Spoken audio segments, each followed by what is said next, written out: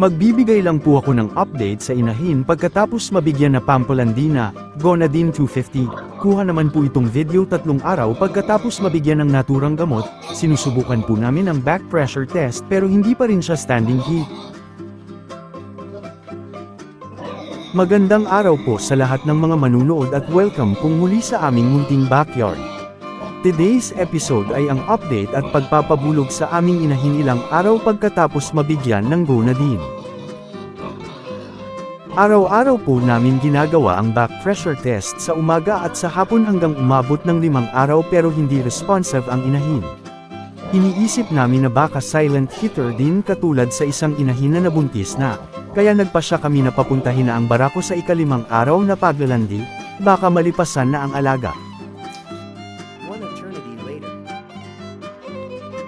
Nandito na po ang barako at siya lang ang magpapatunay na ready for mating ang inahin, kaya kung duda po kayo sa mga alagang inahin na silent hitter ay importante po ang presensya ng barako dahil alam nila na ready for breeding ang inahin.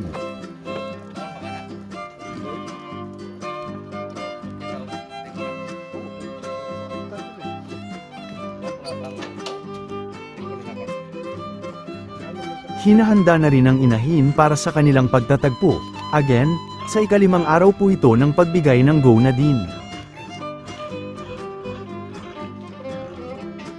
Ibababa na ang barako sa sakayan, ipagpaumanhin lang po na hindi ko na maipakita ang aktwal na pagtatagpo ng dalawa dahil sa may restriction. Maraming salamat sa inyong pag-intindi.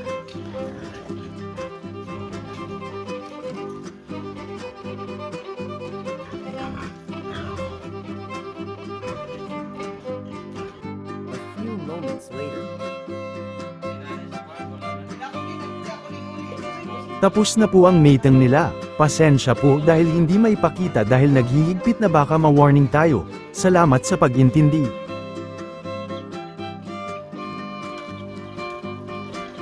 Naging matagumpay ang pagpapabulog 5 araw pagkatapos mabigyan ng Pampolandi. Napag-alaman na rin namin na silent hitter ang alaga, kaya pala matagal na pabulugan. Sa susunod ay may idea na kami kung paano i-manage ang alaga sa pagiging silent hitter nito.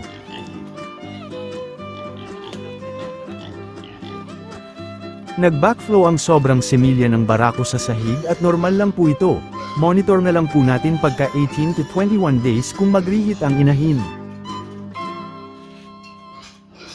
Ang inyong natunghayan ay base lamang sa aming pamamaraan at experiences bilang backyard raiser. Maaaring hindi angkop ang aming pamamaraan sa ibang mga nag-aalaga. Dito na po magtatapos ang aking video. Sana ay inyong nagustuhan at may nakuhang mga simpleng kaalaman sa aking munting ibinahagi. Hanggang sa muli, daghang salamat sa inyong oras sa panonood at happy farming po mga kaibigan.